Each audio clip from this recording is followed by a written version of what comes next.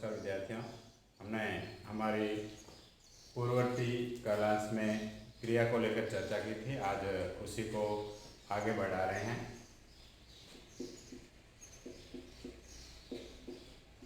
हमने पूर्व क्लास में कर्म के आधार पर क्रिया भेद की चर्चा की थी और आज उसका दूसरा भाग रचना एवं प्रयोग के आधार पर क्रिया भेद की चर्चा कर रहे हैं। रचना एवं प्रयोग के आधार पर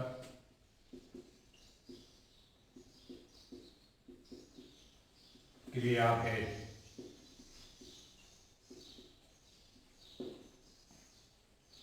रचना प्रयोग के आधार पर क्रिया भेद के अंतर्गत पहला हम ले रहे हैं मुख्य क्रिया।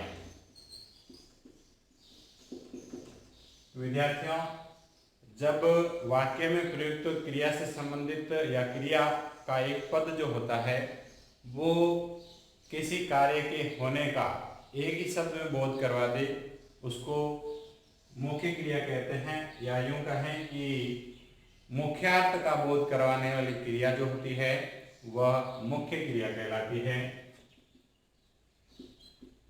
मुख्यार्थ का बोध कराने वाली क्रिया को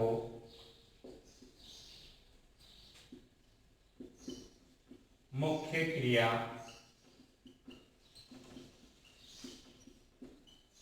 कहा जाता है।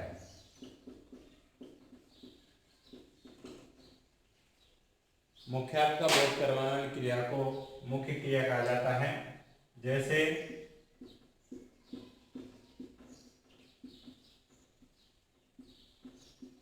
उसने पुस्तक पढ़ी,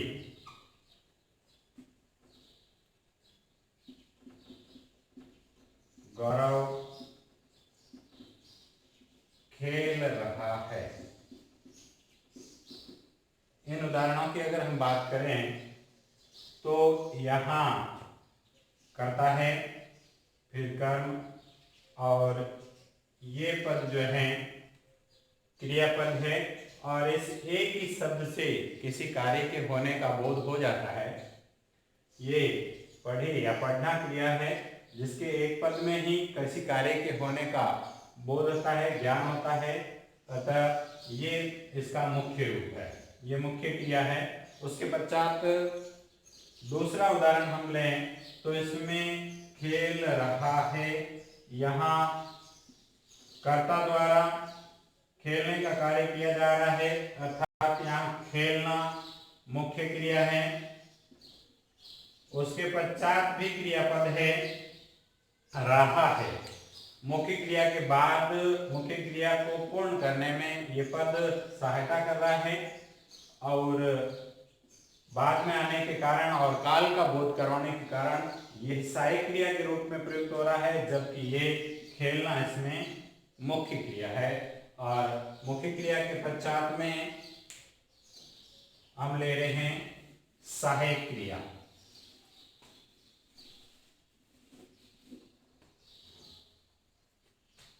नंबर 2 सहायक क्रिया।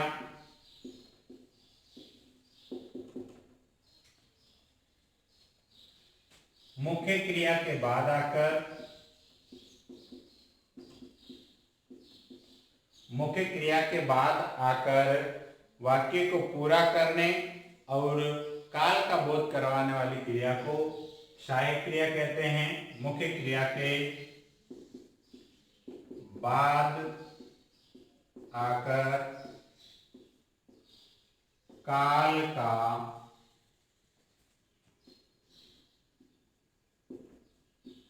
बोध कराने वाली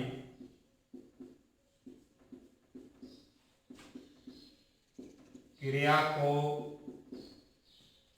सहायक क्रिया कहते हैं।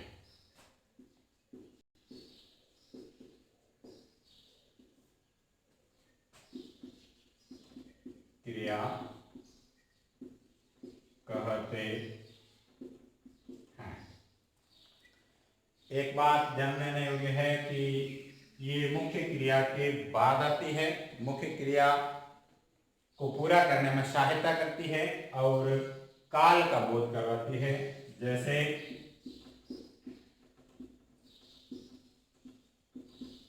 बच्चे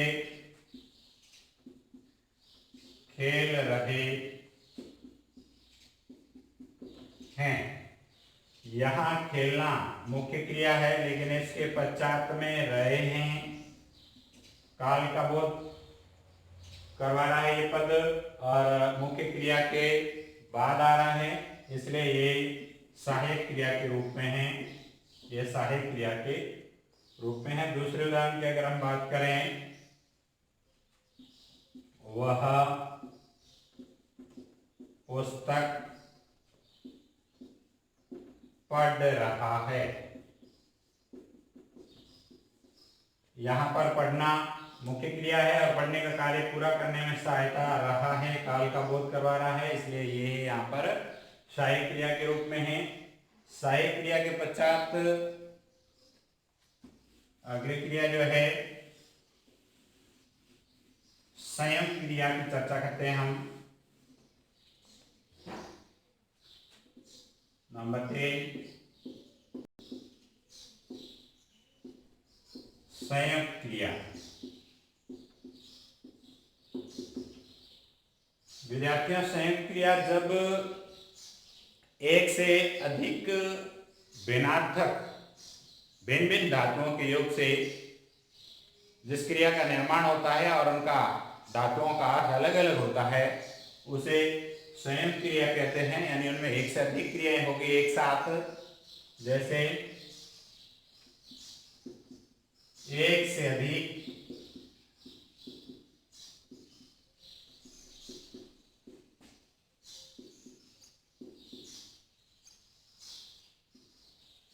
भिन्न धातुओं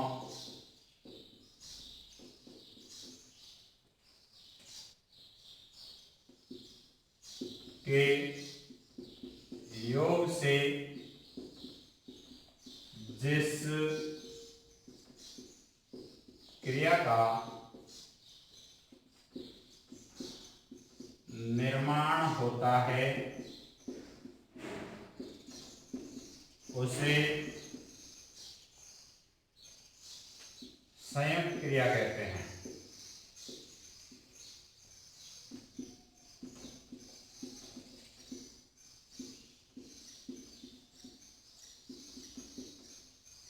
यानी एक से अधिक भिन्न अर्थ वाली धातुएं होगी,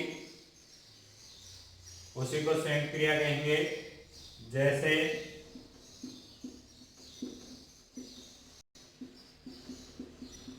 गौरव ने मिठाई खा ली होगी। दूसरे उदाहरण की बात करें तो हम भोजन कर चुके। यहां पर देखिए, यहां पर कर्ता द्वारा जो कार्य किया जा रहा है, यहां खाना, फिर ले और होगी। एक से अधिक क्रियाएं हैं, इसलिए ये संयुक्त क्रिया के रूप में है। और फिर अगला उदाहरण है, हम भोजन कर चुके। यहाँ करना और चुकना दो भिन्न अर्थों वाली क्रिया उपस्थित है, इसलिए यहाँ भी संयुक्त क्रिया है। इसके अतिरिक्त अन्य उदाहरण भी इसके वर्षा हो चुकी है, या मोर नाचता हुआ दिखाई दिया, आदि जो है इसके उदाहरण हैं। इसके पश्चात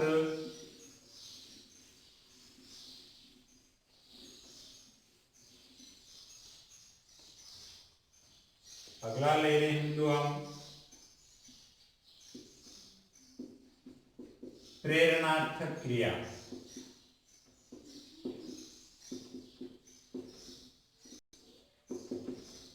विद्यार्थियों, जब कर्ता स्वयं कार्य नहीं करता है और उसकी प्रेरणा लेकर कोई अन्य व्यक्ति कार्य करता है तो उसको प्रेरणार्थक क्रिया कहते हैं।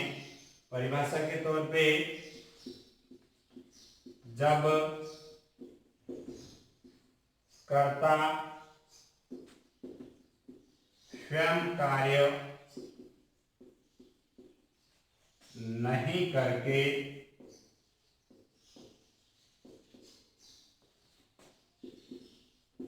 किसी अन्य व्यक्ति से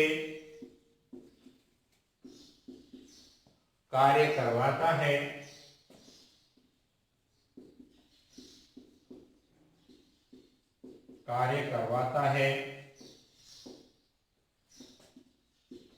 तो उसे प्रेरणार्थक क्रिया कहते हैं।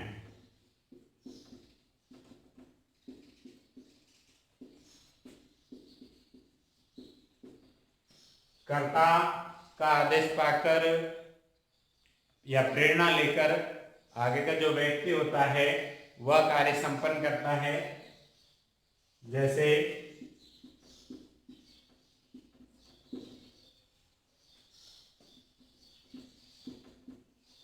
अध्यापक ने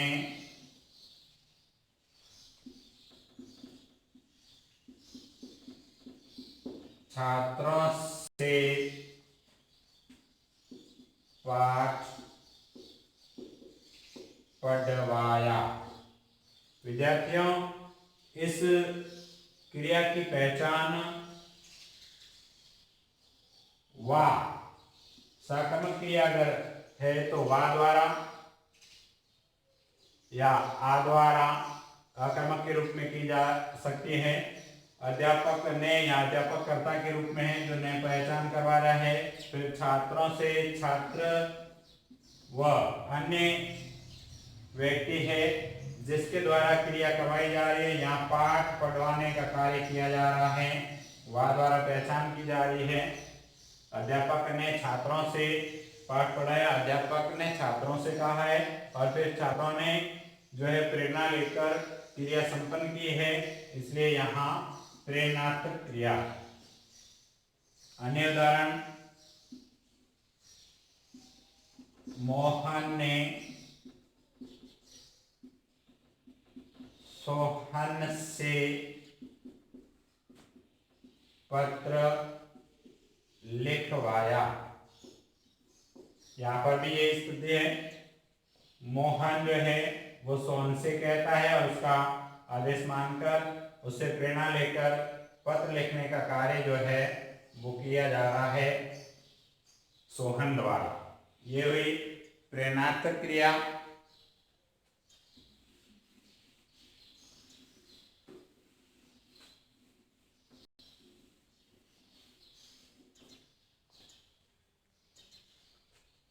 प्रेरणार्थक क्रिया के बाद में पूर्वकालिक क्रिया।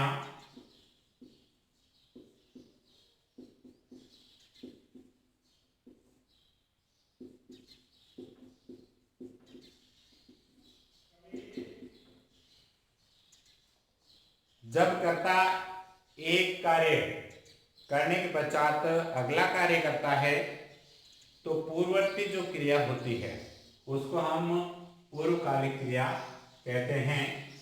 जब कर्ता एक कार्य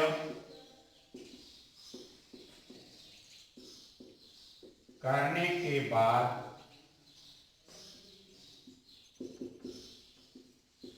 दूसरा कार्य करता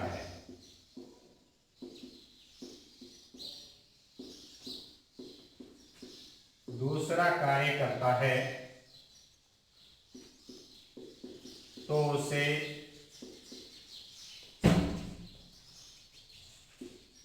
पूर्वकालिक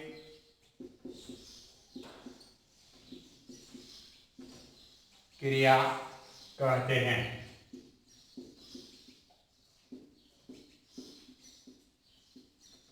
विद्यार्थियों, इस क्रिया की पहचान यह है कि एक कार्य यानी एक क्रिया पहले होगी, उसके बाद में दूसरी क्रिया होगी, और पूर्वकालिक जो क्रिया है उसके बाद कर या करके लिखता है। इस क्रिया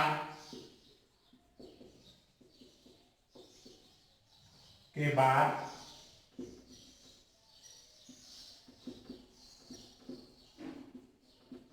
कर या करके शब्द लगता है। जैसे वह नहाकर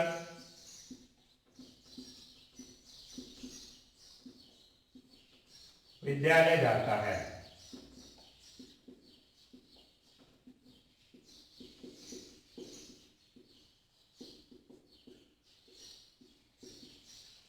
यहां एक करता है वह, जो पहले नहाने का कार्य कर रहा है, और उसके पश्चात में दूसरा कार्य है विद्यालय जाना।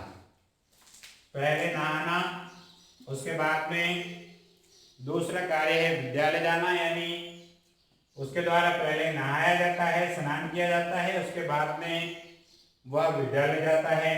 तो पहले नहाने की क्रिया हुई, ये पूर्व में, उसके बाद जाना क्रिया हुई। तो ये जो क्रिया है इसे पूर्व हुई है, तो नहाना यहाँ पर जो है पूर्वकालिक क्रिया कहलाएगी। इसी प्रकार वह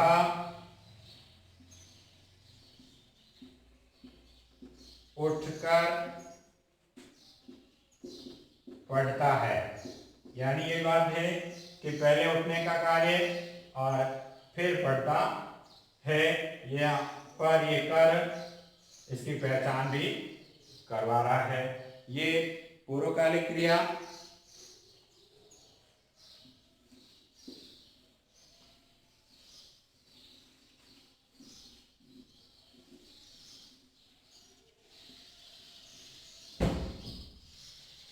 इसके पश्चात में नाम धातु क्रिया।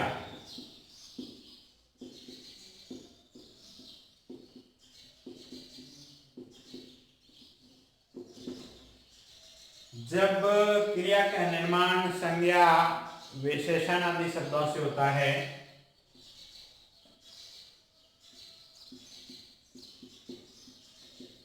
जिस क्रिया का निर्माण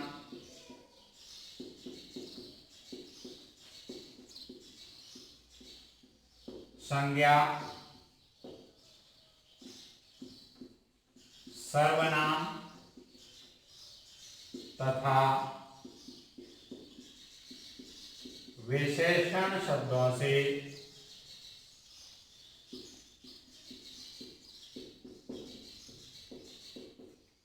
होता है, उसे नाम धातु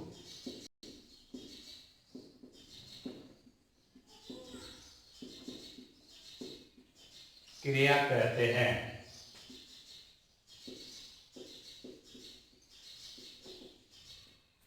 यहां पर हम बात करें उदाहरणों की,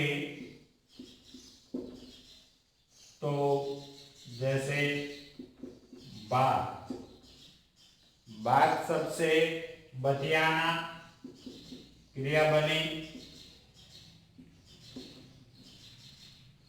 जैसे शर्म, शर्माना, गर्म, गरमाना।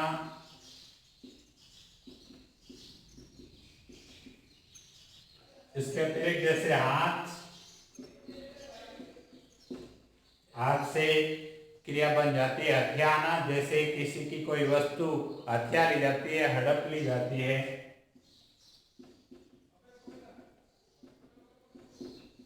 हथियाना। उसी प्रकार सर्वनाम शब्द अपना, अपना से अपनाना।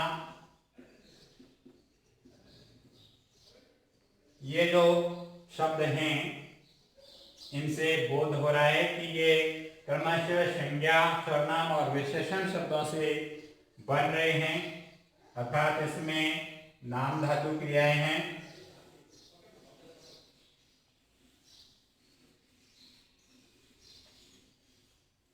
इसके अतिरिक्त विद्यार्थियों काल के अनुसार क्रिया भेद भी होते हैं।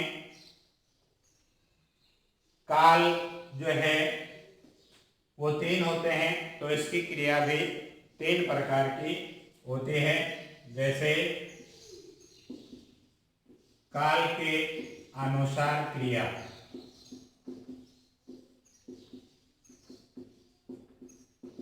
काल के अनुसार क्रिया 3 प्रकार की होती है। जैसे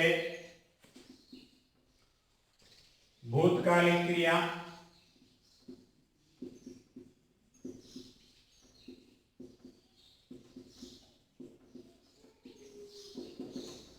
भूतकालिक क्रिया विद्यार्थियों जैसे कार्य के होने में भूतकाल का पता चलता है, यानी वह कार्य जो भूतकाल में हो गया है, क्रिया के संपन्न होने का बोध होता है भूतकाल में, उसे भूतकालिक क्रिया कहते हैं। जैसे मोहन विद्यालय जाता था।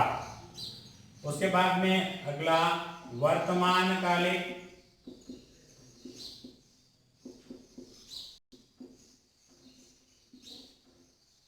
कार्य के वर्तमान काल में होने का बोध, कार्य के वर्तमान काल में होने का बोध कराने वाली क्रिया को वर्तमान कालिक क्रिया कहते हैं। जैसे हम पढ़ रहे हैं। उसके अतिरिक्त तीसरे काल के आधार पर भविष्यकालिक क्रिया,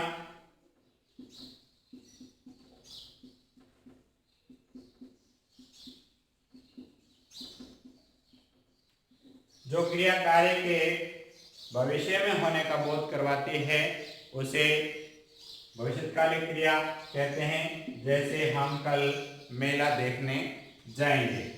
ये काल के अनुसार क्रिया के 3 भेद हुए। इसके अतिरिक्त क्रिया की अगर हम चर्चा करें तो सजातीय क्रिया भी होती है। जब कर्म और क्रिया दोनों ही एक ही धातु से बन जाती है, या एक ही धातु से निर्माण क्रिया और कर्म का होता है, तो उसे सजातीय क्रिया कहा जाता है। जैसे भारत ने लड़ाई लड़ी, यहाँ भारत ने लड़ाई और फिर लड़ी क्रिया जो है दोनों ही लड़ना धातु के योग से इसका निर्माण हुआ है, इसलिए ये क्रिया सजातीय क्रिया कहलाएगी।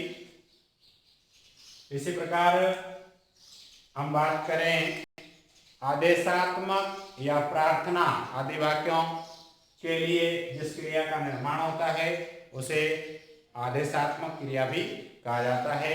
विद्यार्थियों मोटे रूप से जो क्रिया के रूप होते हैं वे हमारी कक्षा में संपन्न हो चुके हैं, लेकिन कुछ जो भाग होते हैं वो आगामी क्लासों के लिए या उच्चतर स्तर पे जो इसके कुछ अन्य भी भेद होते हैं